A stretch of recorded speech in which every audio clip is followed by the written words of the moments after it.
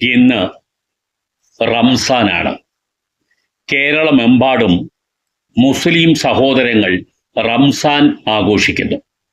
പക്ഷേ ഈ റംസാൻ ദിനത്തിൽ റംസാൻ നഷ്ടപ്പെട്ട 4 കുടുംബങ്ങളുടെ കഥയാണ് ഈ എപ്പിസോഡിൽ ഉൾപ്പെടുത്തിയിരിക്കുന്നത്. തിരുവനന്തപുരം വെഞ്ഞാറമൂട് നടന്ന കൂട്ടക്കൊലയ്ക്കു ശേഷം ഇന്ന് ആഘോഷിക്കേണ്ടിയിരുന്ന റംസാൻ ആ കൂട്ടക്കൊല കാരണം നഷ്ടപ്പെട്ടു പോയ 4 കുടുംബങ്ങൾ. ഈ കൂട്ടക്കൊല നടത്തിയ അഫാൻ എന്ന ചെറുപ്പക്കാരൻ്റെ വീടാണ് നമുക്ക് ആദ്യം ശ്രദ്ധിക്കേണ്ടത്. ഇവിടെയും ഇന്ന് റംസാൻ ആഘോഷിക്കേണ്ടിയിരുന്നതാണ്. കഴിഞ്ഞ എല്ലാ റംസാനും മറ്റ് പെരുന്നാൾ ദിനങ്ങളുമൊക്കെ ഈ വീട്ടിലും ആഘോഷിച്ചിരുന്നു. പക്ഷേ 7 വർഷമായി ആ വീട്ടിലെ ഗ്രഹനാഥനായ റഹീം എന്ന അഫാന്റെ പിതാവ് ഗൾഫിൽ നിന്നും തിരിച്ചെത്താൻ കഴിയാത്തതുകൊണ്ട് ഇവിടെ റംസാൻ ആഘോഷിച്ചിരുന്നത് ഉമ്മയും 2 ആൺമക്കളും മാത്രമാണ്. ഈ കുടുംബത്തിലെ മക്കളിൽ പെൺമക്കളായി ആരുമില്ല, 2 ആൺകുട്ടികൾ മാത്രമാണ്. മൂത്ത കുട്ടിയാണ് ഈ കൊലപാതക പരമ്പര നടത്തിയ അഫാനും ഈ കൊലപാതകിയുടെ കൈകൊണ്ട് മരണം വരിച്ച ഒരു കുഞ്ഞനുജനും. അഫ്സാൻ എന്നാണ് അവൻ്റെ പേര്. സ്കൂൾ വിദ്യാർത്ഥിയായ ഭക്ഷണപ്രിയനായ അഫ്സാൻ, അവനും ഈ പെരുന്നാൾ ആഘോഷിക്കേണ്ടിയിരുന്നതാണ്. പക്ഷേ ആ കുടുംബത്തിൽ ഒരാൾ ഇനി ഒരു പെരുന്നാളും ആഘോഷിക്കാൻ കഴിയാത്ത വിധം മരണത്തിലേക്ക് നടന്നുപോയി. മറ്റൊരാൾ ജയിലിലാണ്. അയാൾ ഇനി ജയിൽ ശിക്ഷ കഴിഞ്ഞ് എന്ന് പുറത്ത് വരുമെന്ന് യാതൊരു തരത്തിലും നമുക്ക് ഒരു മുൻവിധി വെക്കാൻ കഴിയാത്ത സാഹചര്യവുമാണ്. ഉമ്മ ഇപ്പോൾ ഒരു അനാഥാലയത്തിലാണ്. അഫാന്റെ മാതാവിനെ കുറിച്ചാണ് പറയുന്നത്. ഒരു അനാഥാലയത്തിലാണ് ആ സ്ത്രീ ഇപ്പോൾ കഴിയുന്നത്. അവരുടെ ശാരീരിക ബുദ്ധിമുട്ടുകൾ പൂർണ്ണമായും പരിഹരിക്കപ്പെട്ടിട്ടുമില്ല.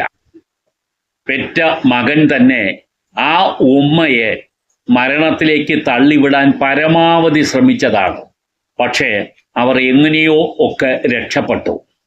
പക്ഷേ ഒരു മകൻ നഷ്ടപ്പെടുകയും മറ്റൊരു മകൻ ജയിലിലാവുകയും സ്വന്തം ഭർത്താവ് ഇപ്പോൾ ശരിക്കും ഒരു അഭയാർത്ഥിയെ പോലെ ബന്ധു വീടുകളിൽ കഴിയുകയും ചെയ്യുന്ന ഒരു സാഹചര്യത്തിൽ ആ സ്ത്രീക്കും പെരുന്നാളിനെ കുറിച്ച് ഇപ്രാവശ്യം ചിന്തിക്കാൻ പോലും കഴിയില്ല. അവർ അത് സ്വപ്നത്തിൽ പോലും ഇനി ഒരു പെരുന്നാൾ സന്തോഷപൂർവം ഈ വീട്ടിൽ ആഘോഷിക്കാൻ കഴിയുമെന്ന് വിശ്വസിക്കുന്നുമില്ല. ഇവിടെയുള്ള മറ്റൊരു മനുഷ്യൻ റഹീം എന്ന ഹതഭാഗ്യനായ വ്യക്തിയാണ്. ഗൾഫിൽ നല്ല ബിസിനസ് നടത്തി നല്ല സമ്പാദ്യം ഉണ്ടാക്കിയെടുത്ത ആ മനുഷ്യന് കോവിഡിന് ശേഷം ആ വ്യവസായം തകരുകയും അദ്ദേഹം കടക്കടിയിലാവുകയും ചെയ്തു.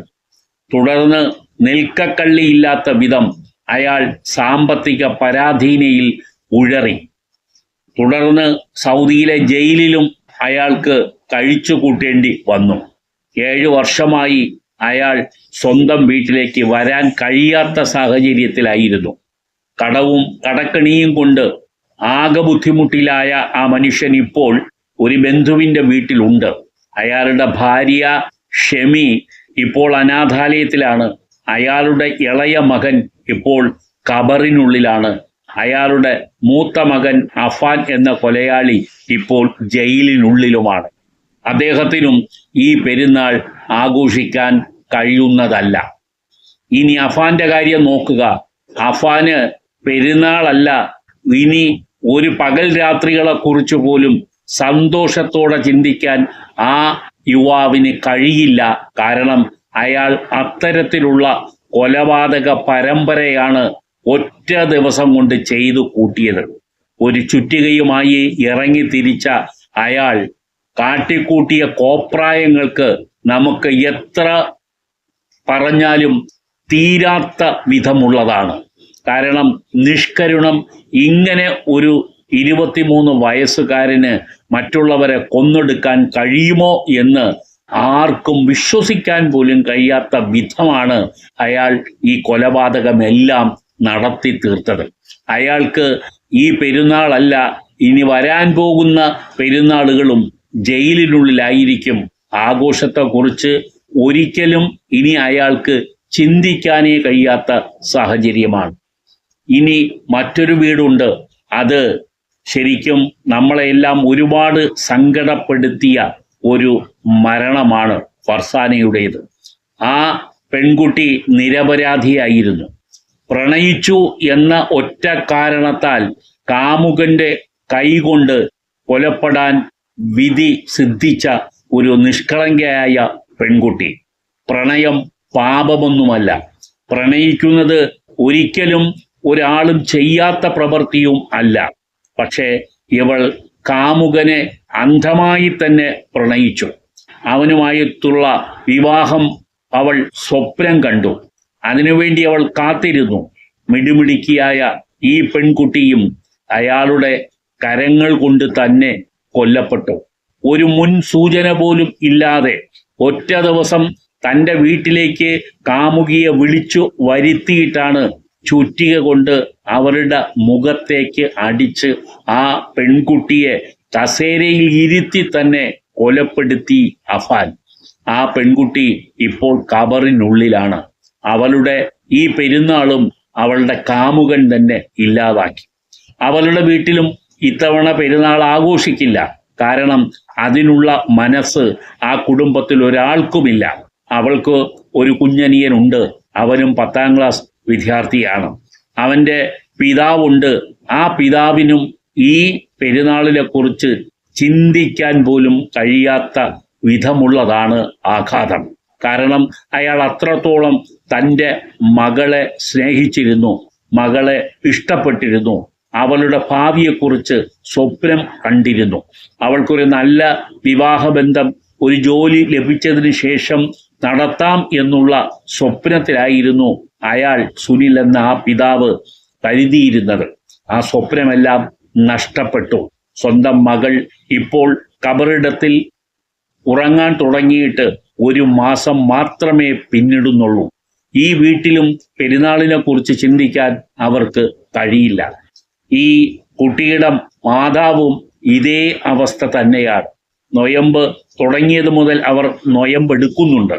പക്ഷേ നൊയമ്പിന് ശേഷം സ്വാഭാവികമായും ആഘോഷിക്കേണ്ട ഈ പെരുന്നാളിനെ കുറിച്ച് അവരും ഓർക്കുന്നില്ല, അവർ ചിന്തിക്കുന്നില്ല. കാരണം അവരുടെ മകൾ ഇല്ലാത്ത ആദ്യത്തെ പെരുന്നാളാണ് ഇന്ന് കടന്നു പോയിരിക്കുന്നത്. അതിനെക്കുറിച്ച് ഓർക്കുമ്പോൾ തന്നെ അവരുടെ നെഞ്ച് പൊട്ടും. യാതൊരു അമ്മയും സഹിക്കാവുന്നതിനപ്പുറമാണ് അവരുടെ കുടുംബത്തിൽ ഈ അഫാൻ വരുത്തി വെച്ചിരിക്കുന്നത്. ഒരിക്കൽ പോലും ഒരു തെറ്റിലേക്കും വഴുതി പോയിട്ടില്ലാത്ത സ്വന്തം മകൾക്ക് ഇത് സംഭവിച്ചതിൻ്റെ ആഘാതത്തിൽ നിന്നും കര കയറാത്തത് കൊണ്ട് തന്നെ ആ വീട്ടിലും പെരുന്നാളില്ല. ഇനി മറ്റൊരു സ്ഥലത്തേക്ക് നമുക്ക് പോകാം.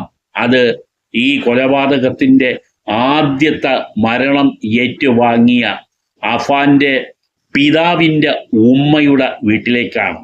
ആ വീട്ടിൽ ഒറ്റക്കാണ് ആ 90 വയസ്സായ സ്ത്രീ താമസിച്ചിരുന്നത്. അവരെ ചുറ്റുവട്ടമൊക്കെ അവരുടെ മക്കളും അവരുടെ കുടുംബങ്ങളുമുണ്ട്.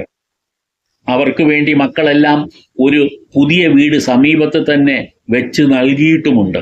പക്ഷേ തൻ്റെ ഭർത്താവ് ജീവിച്ച, അദ്ദേഹം മരണപ്പെട്ട വീട്ടിൽ തന്നെ തൻ്റെ മരണം വരെയും താമസിക്കണം എന്നുള്ളത് കൊണ്ട് ആ ഓലമേഞ്ഞ ഒരു ചെറിയ വീട്ടിലാണ്, അവരുടെ കുടുംബ വീടെന്ന് പറയുന്ന ആ കുഞ്ഞു വീട്ടിലാണ് അവർ താമസിച്ചിരുന്നതും.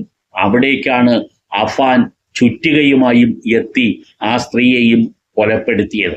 അവരുടെ കഴുത്തിലുണ്ട ഒരു മാലയ്ക്ക് വേണ്ടിയായിരുന്നു അവൻ ആ സാഹസം നടത്തിയത്. ആ മാല കൈവശപ്പെടുത്തിയതിനു ശേഷം മരിച്ചു എന്ന് ഉറപ്പാക്കിയതിനു ശേഷവുമാണ് അഫാൻ മടങ്ങിപ്പോയത്. ഇന്ന് അവർ ജീവിച്ചിരുന്നെങ്കിൽ അവിടെ ഒരു പക്ഷേ അവരും പെരുന്നാൾ ആഘോഷിക്കുമായിരുന്നു. പെരുന്നാൾ ദിനം അവരുടെ മക്കളെല്ലാം അവരുടെ വീട്ടിലെത്തും. അങ്ങനെ അവരുടെ ഉമ്മയോടൊപ്പം തന്നെയാണ് മക്കളും പെരുന്നാൾ ആഘോഷിച്ചിരുന്നത്. പക്ഷേ ഈ പെരുന്നാളിന് അവരുമില്ല. അവരും ഖബറിടത്തിൽ അന്ത്യവിശ്രമത്തിലാണ്. ആ സ്ത്രീയുടെ ഒരു പക്ഷേ ഇനിയും എത്രയോ പെരുന്നാളുകൾ ഒരു പക്ഷേ ദൈവം അനുവദിച്ചിരുന്നെങ്കിൽ അവർക്ക് ആഘോഷിക്കാമായിരുന്നു. പക്ഷേ അവരുടെ ഈ പെരുന്നാൾ ദിനം അവർക്ക് ആഘോഷിക്കാൻ കഴിയാത്ത വിധം അവരെയും അഫാൻ കൊലപ്പെടുത്തി ഖബറിനുള്ളിലേക്ക് പറഞ്ഞയച്ചു.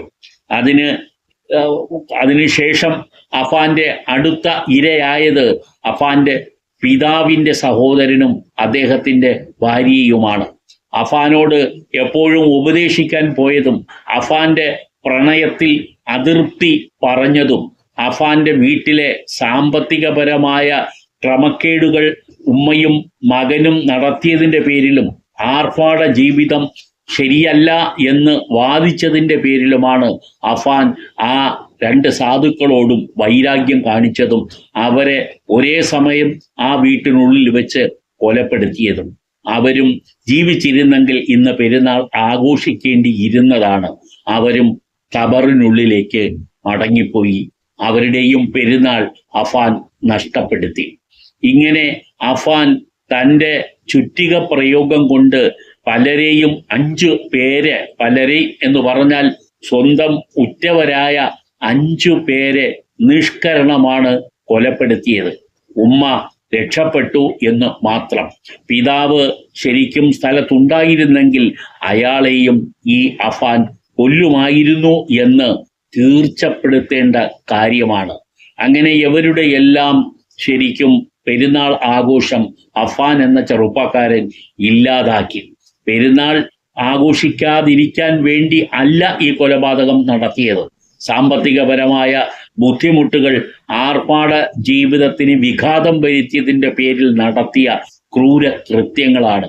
അതെല്ലാം കൂടി ഈ ചെറുപ്പക്കാരൻ്റെ മസ്തിഷ്കത്തെ മറിച്ചപ്പോൾ അയാൾ ഈ സാഹസത്തിലേക്ക് ഒരുമ്പെട്ടു എന്ന് വേണം കരുതാൻ. സാമ്പത്തിക ക്ലേശം ഉള്ളവരെല്ലാം അതിന് ഇരയാകേണ്ടി വരുന്നത് മറ്റ് നിരപരാധികളെ തന്നെ ആയിരുന്നെങ്കിൽ കേരളത്തിൽ എത്രയോ കൊലപാതകങ്ങൾ നടക്കുമായിരുന്നു. അഫാൻ ചെയ്തതിനെ ഒരു ന്യായീകരണം കൊണ്ടും നമുക്ക് സാധൂകരിക്കാൻ കഴിയുന്നതല്ല. പലരുടെയും ഈ റംസാൻ കാലത്തെ സന്തോഷങ്ങളെല്ലാം കെടുത്തിക്കളയുകയും അയാളുടെ സന്തോഷങ്ങൾ അയാൾ ജയിലിലേക്ക് നീട്ടിക്കൊണ്ടു പോവുകയും ചെയ്തു. ഈ യഥാർത്ഥത്തിൽ ഇപ്പോൾ 4 കുടുംബങ്ങളുടെ ഈ റംസാൻ സന്തോഷങ്ങളാണ് ഈ കൊലപാതക പരമ്പരയെ തുടർന്ന് ഇല്ലാതായത്. ഇനിയും കേരളത്തിൽ ഒരിക്കലും ഒരു മനുഷ്യനും ഇതുപോലുള്ള സംഭവങ്ങൾ ഉണ്ടാകരുതേ എന്ന് ഉള്ളുരുകി പ്രാർത്ഥിക്കുന്നവരാണ് നമ്മളെല്ലാം. ഓരോ റംസാൻ കാലത്തും നമ്മളെയെല്ലാം ഓർമ്മിപ്പിക്കാൻ ഇത്തരം ചില ദുരിതങ്ങൾ സംഭവിച്ചു പോകാറുണ്ട്. പക്ഷേ ഈ ദുരന്തം എന്ന് പറയുന്നത് വരുത്തി വച്ച ഒരു ദുരന്തമാണ്. ഒരു ചെറുപ്പക്കാരൻ അയാളുടെ ആർഭാടങ്ങൾക്ക്, അയാളുടെ പല താല്പര്യങ്ങൾക്കും വിഘാതം നിൽക്കുന്ന ആളുകളെയെല്ലാം കൊന്ന് തള്ളിയ ഒരു സംഭവമാണ് കേരളത്തിനെ ഞടുക്കിയത്.